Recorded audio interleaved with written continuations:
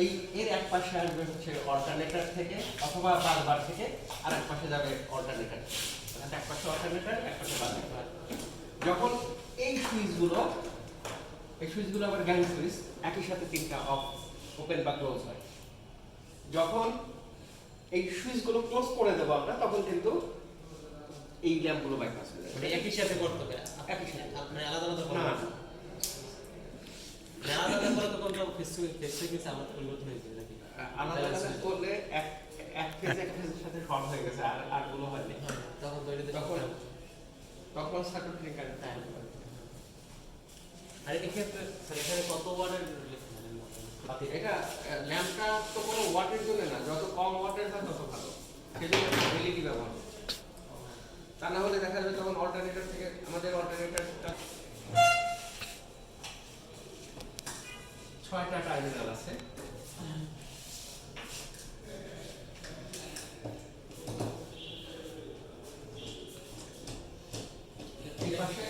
এই পাশে আসবে হচ্ছে বাসবার থেকে। যদি ফেজ সিকোয়েন্স ঠিক থাকে তাহলে এই লাইনটা এই পাশে থ্রো হয়ে যাবে। যদি ফেজ সিকোয়েন্স ঠিক না থাকে তাহলে এটা ওপেন থাকবে। এর ভেতরে আসলে এরকম কন্টাক্ট আছে। এখানে একটা কয়েলও আছে নাকি এনার্জাইজ? এখানে রিলে থাকবে না স্যার? হ্যাঁ, এটা তো ট্রিপ করবে, এটা ম্যাগনেটিক কন্ডাক্টরের সাথেই করা। একসাথে ট্রিপ করবে না, বারবার ঠিক হ্যাঁ, বুঝতে পারছি। এটা প্রাথমিক অবস্থা ওপেন থাকবে, যখন আমাদের কয়েল এনার্জাইজড হবে ট্রিপ করবে। এইখানে আমাদের যে ফেজ সিকোয়েন্স রিলে, সেই ফেজ সিকোয়েন্স রিলে নরমাল অবস্থায় এটা ক্লোজ থাকবে, এরকম একটা ব্যবস্থা আমরা করে দেব। নরমাল অবস্থায় ক্লোজ থাকবে না ওপেন থাকবে? নরমাল অবস্থায় ক্লোজ, নরমাল সিচুয়েশনে ক্লোজ থাকবে। ও ঠিক আছে। নরমাল সিচুয়েশন মানে ওর জন্য নরমাল সিচুয়েশন হচ্ছে আমরা যেহেতু এটাকে এবিসি সিকোয়েন্স সেট করে দিয়েছি, যদি এই পাশে এবিসি সিকোয়েন্স হয় এটা ক্লোজ হবে। আবার এই ফেজ সিকোয়েন্স রিলে আবার সাপ্লাই করছে, রিলেরও আবার 3টা টার্মিনাল আছে, 5টা টার্মিনাল আছে মোট। আর এই 2টা টার্মিনাল হচ্ছে এই 2টা টার্মিনাল।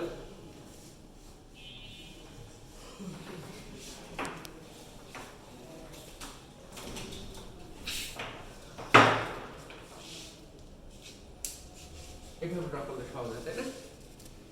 আর এই যে এইখানে এই 3টা জায়গা থেকে আমরা লাইন দিয়েছি, এখানে যদি L1, এটা L2, এটা L3 এরকম বলি, এটা হচ্ছে L1, এটা L2, এটা L3, অথবা এটা L1, এটা L2, এটা L3। যদি এইখানে যে লাইন দিয়েছি সেটা যদি এবিসি সিকোয়েন্স হয়, তখনই শুধুমাত্র এই জায়গাটা ক্লোজ হবে। এই পাশে যেমন আছে ওই পাশে আছে। তো যখন এই পাশে ডিসি সিকোয়েন্স পেলো, থ্রো করছে, ওই পাশে ডিসি সিকোয়েন্স পেলো, থ্রো করছে, এইটা হয়তো আছে বাসবারে।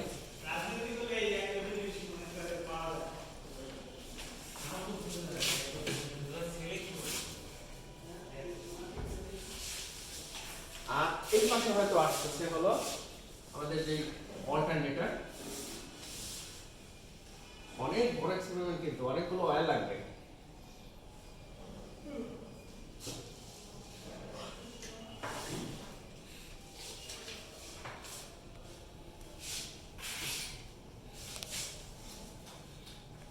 এটা আসছে অল্টারনেটর থেকে। অল্টারনেটর না বলে স্টুডেন্টদেরকে কি আমরা জেনারেটর বলি? অল্টারনেটর।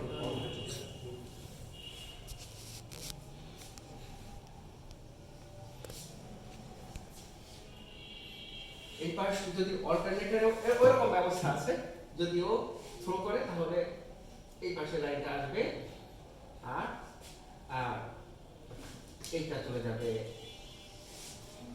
এটা দিয়েছি কোথায়? এটা দিয়েছি এখানে, এটা যাবে আর নাম্বারিংটা বোঝা যাবে।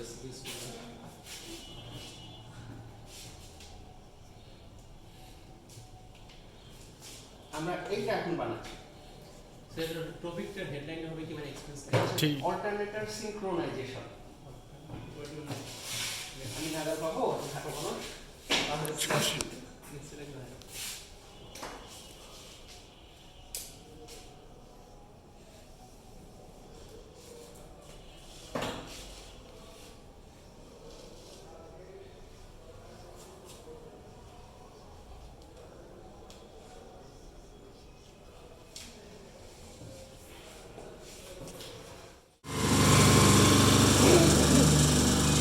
তো এটা কারণ কি রে মানে আপডাউন করো ফেসিক্যাল ঠিক নাই। ঠিকটাই ফেসিক্যাল যদি ঠিক থাকতো ব্লিঙ্ক করতো, কিন্তু দুইটা একই সাইকের সাথে ব্লিঙ্ক করতো, কিন্তু এখন আলাদা আলাদা করছে। আলাদা আলাদা ভাবে। হ্যাঁ, তার মানে হচ্ছে আমাদের ফেজ সিকোয়েন্স ঠিক নাই। আমরা এটাকে কারেকশন করতে পারি অল্টারনেটরের যে কোনো দুইটা টার্মিনালকে ইন্টারচেঞ্জ করে, আইদার অথবা ডিরেকশন অফ রোটেশন প্রাইম মুভারের সেটাকে ইন্টারচেঞ্জ করে, মানে সেটাকে রিভার্স করে। রিভার্স করে। হ্যাঁ, দেখেন এখন এইটা নিবলো, এই দুটা জ্বলছে, এটা নিচ্ছে। আমি ফেসিক্যাল যদি ঠিক থাকতো তাহলে কেমন হতো, আমি এই দুটা ইন্টারচেঞ্জ করে দিই।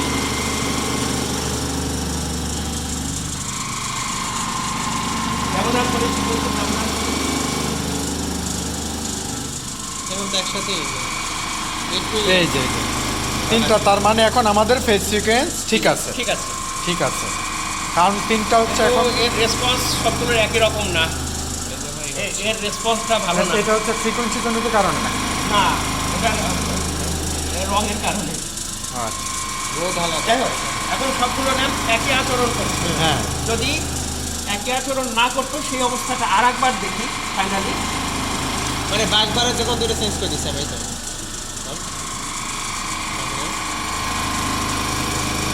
এই যে এখন আমাদের ফেজ সিকোয়েন্স ঠিক নেই, সিকোয়েন্স ঠিক নাই, এই দুটো রিভার্স ফেজ সিকোয়েন্স আছে। আচ্ছা, এটা তো হয়ে গেল। ভোল্টেজের কি ভোল্টেজ সমান করা হয়েছে এক্সাইটেশন চেঞ্জ করে। আমাদের ফেজ সিকোয়েন্স ঠিক নাই জন্য আমরা কি করবো জানো, আবার যে কোনো- দুটো দেই। যে কোনো দুইটা ফেস চেঞ্জ করে দিলে হবে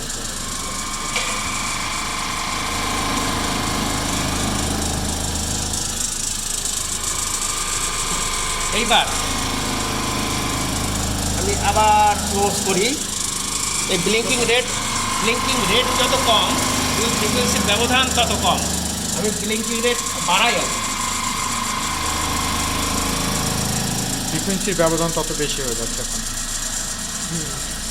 ব্লিঙ্কিং রেট বেশি না, দ্রুত, হ্যাঁ এখন এখন ফ্রিকোয়েন্সির ব্যবধান বেশি। আমি ব্যবধান কমানোর চেষ্টা করি, এই কমতেছে।